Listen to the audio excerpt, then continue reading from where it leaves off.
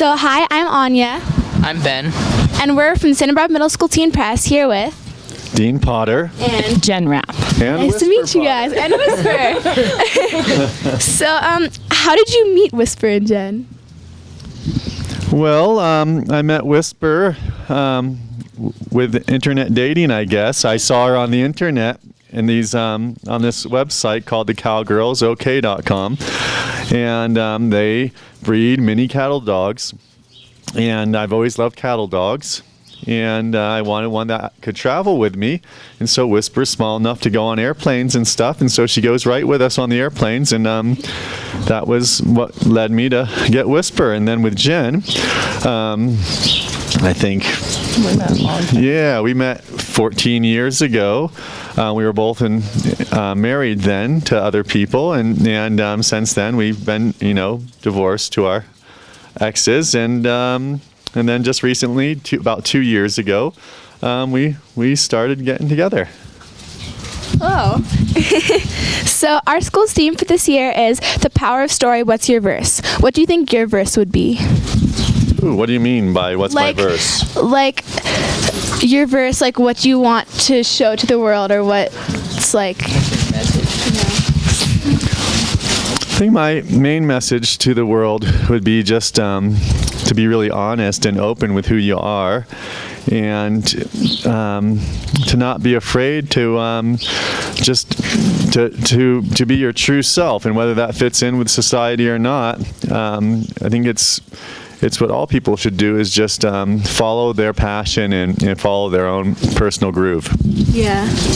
We can tell you're all about living on the edge. What would be living on the edge for you in Santa Barbara? All right. Well, living on the edge for me in Santa Barbara is the family life I'm living there. Jen has 3 children. And so, I'm used to cliffs and wingsuit flying and highlining, but, being part of a family and being with the children is pretty on the edge for this guy, and really exciting. I'm learning a lot, as well as going out in the water in Santa Barbara. I'm a mountain guy. And so I go out to like the little surf breaks, Mondos and stuff, Miramar, and I'm pretty on the edge out there on those little 2-foot waves. Thank you. And how does this compare to other places? How does Santa Barbara compare to other places? Oh, Santa Barbara seems to have it all. It's Jen and I are getting into paragliding there, and Santa Barbara has amazing paragliding, and it has like the perfect combination of rock climbing right in the hills there. We go bouldering all the time. We go out to the ocean a lot. Mostly we're into nature. And Santa Barbara is just filled with nature. We watch the raptors. We're really into birds, and I love the beautiful colors on the hillside and the view of the ocean, and watching the dolphins and the seals and the seabirds. It's it's as good as it gets. I'm used to harsh conditions, and Santa Barbara doesn't really have harsh conditions. It's pretty deluxe. And you mentioned paragliding. Where in Santa Barbara do you go paragliding? Well, we're just learning to paraglide, so we've just been doing our ground school in Santa Barbara, and we've actually, Jen's paraglided in Switzerland, and I've paraglided in British Columbia, and so we just bought our new paragliders from Ozone, and they're these really light paragliders that with everything they weigh under 6 pounds, so you can just hike all around, and any of those nice rolling hills or the ridge lift coming off the ocean will be our next spots we try out, but we need to have a coach or an instructor with us right now because we're just learning. Yeah. So what was your scariest moment while base jumping? Like, have you ever almost crashed or something? Yeah, I have never been injured in my or seriously injured, and I'm 42 years old. And I pride myself in that more than any of my accomplishments, is gradual progress. I think I'm known for doing all sorts of things, but I've always, gone slowly towards my goals. But I have had a few close calls. There's one close call in the Cave of the Swallows in Mexico. And I was base jumping into that, and I had a parachute malfunction.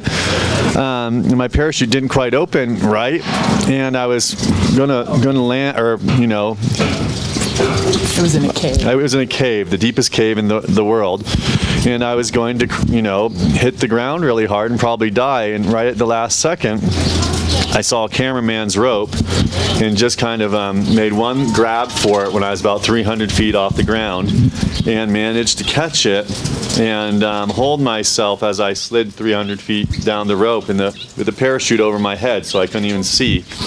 And that was definitely the closest call I've ever had. Did it hurt your hands? Yeah, it burnt through my hands really badly, and it ripped all the muscles in my stomach. But I was still, able to walk, and I had gauze on my hands. But mostly it was psychological. Like I at that time had never had a close call like that before, and I haven't since. And it really just made me feel vulnerable for about 2 years, where I couldn't quite push myself. I didn't have the drive I normally had, and that's when I really learned that it's not worth it to push too fast. That was a 2-year downslope in progression, and it would have been better if I didn't have that happen, and I didn't take that big plummet downwards. So that's not a serious injury for you? Not really, to have some burnt hands and pulled muscles in my stomach. No, as a climber, you get beat up pretty bad. You'll, be scraped up. You climb off-wits and your whole arm will be bloodied up because you're sticking your arm in the crack. Whoa. Your whole legs or knees will be scarred pretty badly. My legs look horrible. But I've never broken a bone. I broke my nose when I was a kid playing soccer and basketball, and then I broke my pinky toe running down the stairs one Christmas morning to get my presents. And I actually got ski boots that year, and I couldn't put the ski boots on, so it was horrible. But I haven't broken a bone. I have sprained my ankles and burnt my hands and pulled some muscles, but I've done the most dangerous things in the world, and to never have a serious injury is pretty uncommon.